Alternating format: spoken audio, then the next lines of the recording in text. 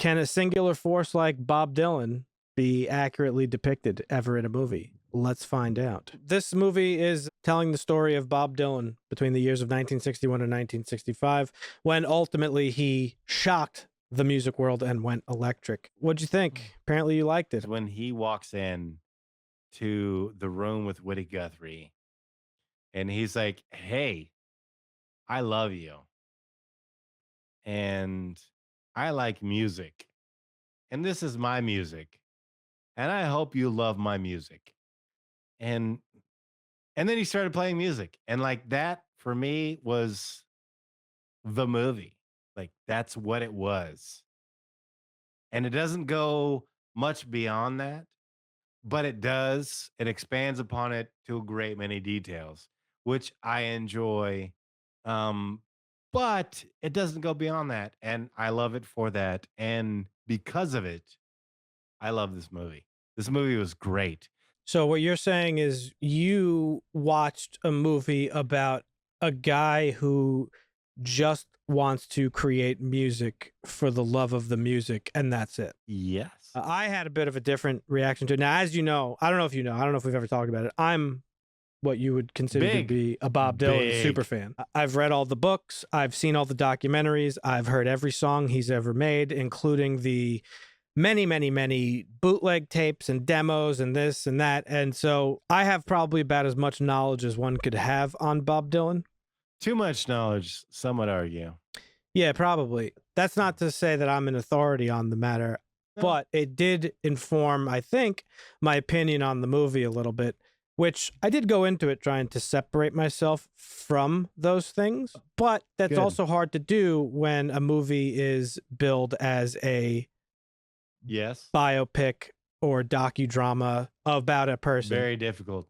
From a man, James Mangold, who has done biopics in the past. But with Dylan specifically, as I said, he was an enigma. His career is a fairy tale. It's a mix of fact, fiction, and sometimes outright lies. Aside from that, he changed his music. He reinvented himself constantly. He rejected labels. He was famously hostile towards the media and the press and sometimes his fans. He's just a hard to depict character. James Mangold took a different approach with this movie. He didn't want to make a straightforward biopic. I genuinely don't know who this movie was for or what it wanted to say and what it wanted to show, other than maybe what you took away from it is like, hey, this is just a movie about a guy who wants to make music. But that's like such a simplistic dilution of really who Bob Dylan is as a person. But it's a music biopic. Yeah. I mean, yeah, right? no, it is, but like the simplicity of a music biopic is that this is the person who makes music. We're going to make a movie about them. Their life was musical, but at the same time, there are some things that weren't so musical about it. And we're going to try and tell that story. It feels like that's kind of what they did. I think that's where I misaligned with you a little bit, because I took nothing away from this movie about Dylan, the person, nor did I take anything away about any of the people in his life. Like, I just, I just genuinely don't know what this movie was about. There's nothing in this movie that I didn't already know. And if I didn't know that information, I don't think I would have learned it from this movie. I don't know who Dylan is. I don't know what his motivations are. I don't know what his beliefs are. I don't know what his worldview is in this movie. You don't really know anything about him. That was the approach that James Mangold wanted to take in creating this unconventional, less straightforward biopic. And it's no accident that the movie is called A Complete Unknown, because the man, Bob Dylan, is, in fact, very much a complete unknown. It's hard to piece together the fact and fiction of his life. A good example of that is his story that we see him tell in the movie briefly, is that he worked for a circus. That never happened. That was a lie he told in 1961. He said he was born in Mexico and hitchhiked to New York and in between stopped and worked at a circus. But that didn't happen. Oh, he pushes back against his girlfriend in the film and says people lie about their past all the time, like they're not who they say they are. Like that's really what the movie was trying to showcase. And it's a little bit meta in that Dylan lied a lot in his own life, and the movie, it's like a fascinating mix of fact, fantasy, things that are just outright lies. I don't know. I just just kind of fell a little bit flat because it didn't really tell me anything about the man or anybody around him. I can see how you might be deflated a little bit about it because you're such a fanatic about the man, myth, the legend, and I can appreciate and respect that. But I also see that this is a tale of a man who most people don't even know or understand. I don't think this movie did anything but just show you this like series of events that maybe the one takeaway you could have is what you had. Whereas, like, here's this guy who likes music, wants to play music like his heroes, Well, accidentally fell into fame, and the fame became too overwhelming for him. the brilliance of that opening sequence of Bob Dylan going to Woody Guthrie Mhm. and saying, "Hey, I'm a musician, Yeah. and I see you as somebody like on high. Hmm. You are I don't know how you portray like you're on Mount Olympus. Yeah. You're on high. You are where I want to be, Right. and I just want to sit here and I want to play a song for you." And then Woody Guthrie reacts to that. Like that whole scene for me was like that was brilliant writing Yeah. and performance and scenery on a level that I don't know that I've seen in a long time. Like I watched that and I was like, man, this might be my favorite movie of the year. It strengthens what I'm trying to say too, is because so again, Dylan was this enigma who told a lot of stories and has a pretty interesting relationship with the truth in his life. The movie does a similar thing, and the movie is a mixture of fact and fiction. The movie takes a lot of liberties with events and characters Yes. and time periods and chronological order. It includes events that like might have happened, some that should have happened, and some that are faithful retellings of events that are well documented. And in that way, the movie keeps with Bob Dylan's penchant for quote self mythologizing. Like that's what he did. He self mythologized himself. That scene that you're mentioning with Woody Guthrie didn't happen the way the movie depicts. The song that he is singing to him is a song he wrote after meeting with Woody Guthrie, not before. So it's a good Sure. example of how the movie kind of like jumbles, Taking liberties. takes Taking liberties and liberties. jumbles fact and fiction. Yes. It's doing it for more of a reason than just your standard dramatization. It's doing it because it's like a meta sort of telling of this story about a guy whose story is jumbled and confusing and larger than life. I wasn't like a soulless husk watching this. I cried a little bit during the scene where he plays the girl from North Country in Sure. Pete Seeger's living room. I thought Edward Norton as Pete Seeger did a really great job of every time he is interacting with Dylan, he's looking at him as if he knows he's going to change the world. And that's the first Yes. time he kind of gives him that look. He's just watching him play this song, which also did not happen in real life. So just again, another liberty, which is fine. What this movie I feel like tried to do was to encapsulate something that Pete in his infancy of experiencing Bob Dylan tried to deal with.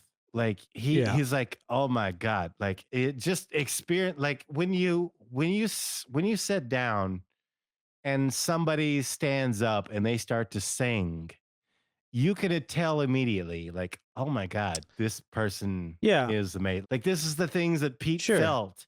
And Pete was like, oh my God, Bob Dylan. Yeah, I don't know. I don't know. Like you're a folk legend and you could be so much more, but he fell short of what Pete wanted him to be, but he didn't fall short of what he was. So Yeah. I don't know how you There's another movie. I don't have know. problems with, I What do you guess, mean? the film. Well, It because you're not I don't I feel like this was a good encapsulation of the energy that was a man oh, I don't think so at who all. That's who the lit up the world, who lit up the world for a very short amount of time and then burnt out. well, this is where I guess my argument is. Like you're making my argument for me. Where in this Okay. movie does it showcase that he was such a monumental figure in this period of time? I okay. There was nothing per se that said this is Bob Dylan in this year, I have and this more is the too. what defined this is what defined him. But I think there is plenty in the story that says this is Bob Dylan and this is how Bob Dylan was. He was an interesting, intricate, unique character that you can't understand and you can't define.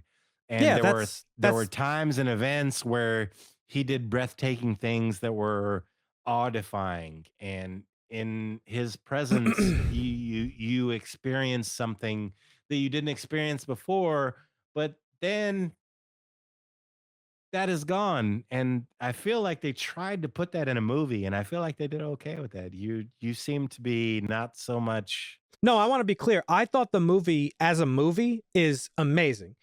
Acting, writing, directing, music, phenomenal movie. Set design, I thought it did a great job of depicting this time and place in the 60s, but character-wise, flat, boring, did nothing, hollow, empty.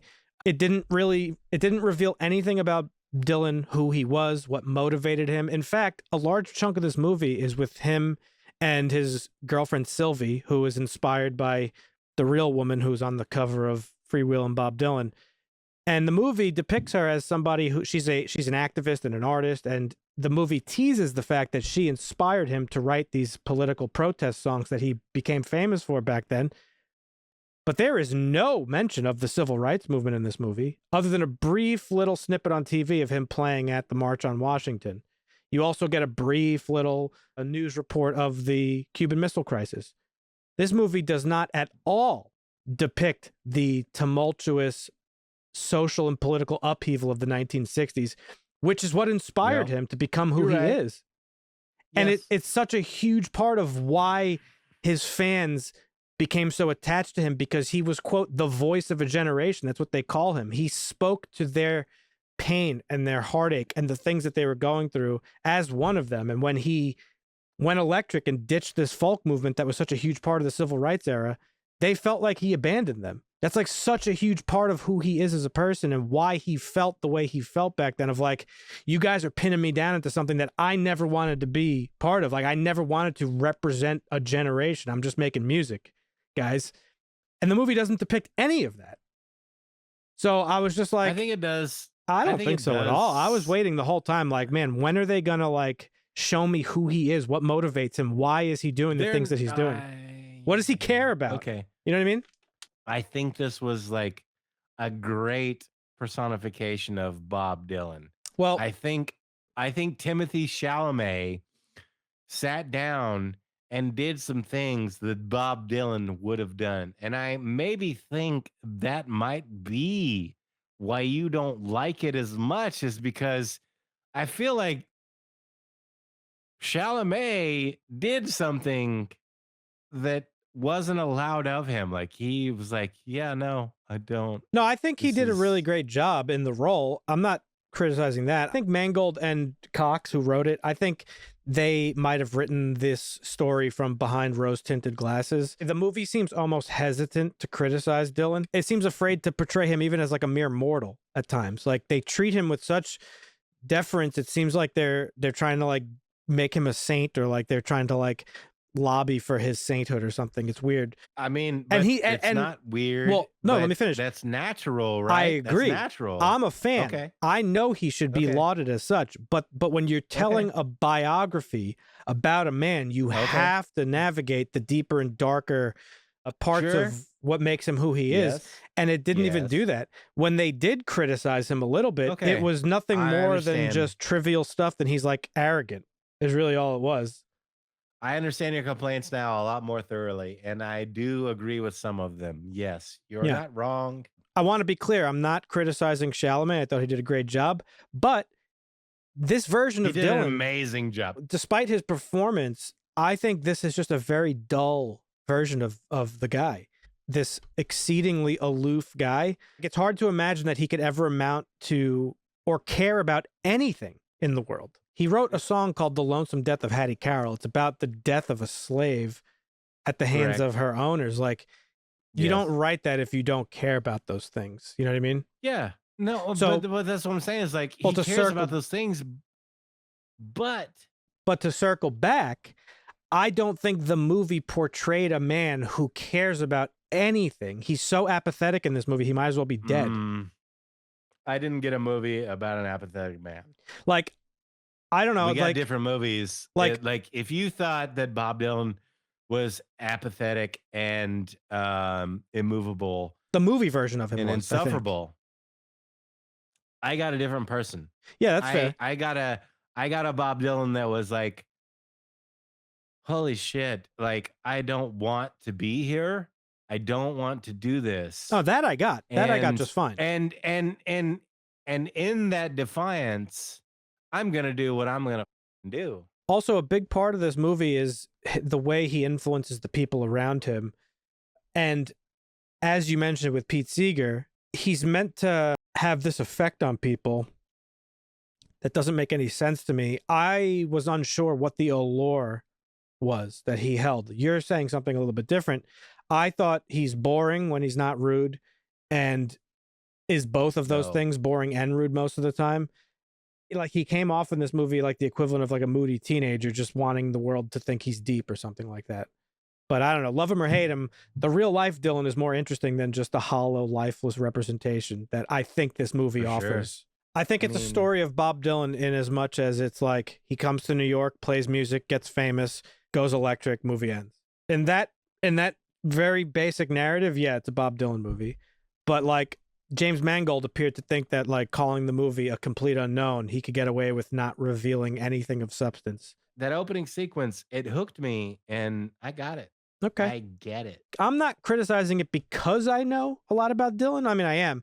But I don't think if, like, somebody who doesn't know Dylan sits down and watches this movie, I don't think they're going to know what the fuck is the takeaway, which is a massive disservice to the man himself, in my opinion. That's fair. But overall, I do think the movie Totally was fair. an objectively very good movie based on Very good. all the things that movies, you know, all the things that make a movie good, this movie did, but felt a little bit empty. And so, as I said in the beginning, like, who is Bob Dylan? It's a fascinating question because he truly is an enigma. I think Mangold can't and didn't answer the question. You know, Dylan's been mythologized as long as he's been around. And again, the film does very little to demystify him, in my opinion. It's got a 7.4 on IMDb, and I got to drop it a little bit. I'm going with a 6.5. It's not worth a bump. Is it as shitty as you say it is? I don't think it's shitty. I think it's a little mid. That's all. 6.5 is above mid. So definitely mid. Well, there you have it, folks. There's our thoughts on A Complete Unknown. Let us know in the comments what you thought of the movie. I'd be very curious to know if you're a Bob Dylan fan. I feel like I already know that maybe more people would be in line with me, but maybe not. Maybe more people share your opinion, Dusty. Let us know in the comments. If you are not a previous Bob Dylan fan and you watch this, let us know what your takeaways were, if there was anything in this movie that really spoke to you about who the man is. That's what I'd be curious about, because again, like, I don't think it really did an effective job in that.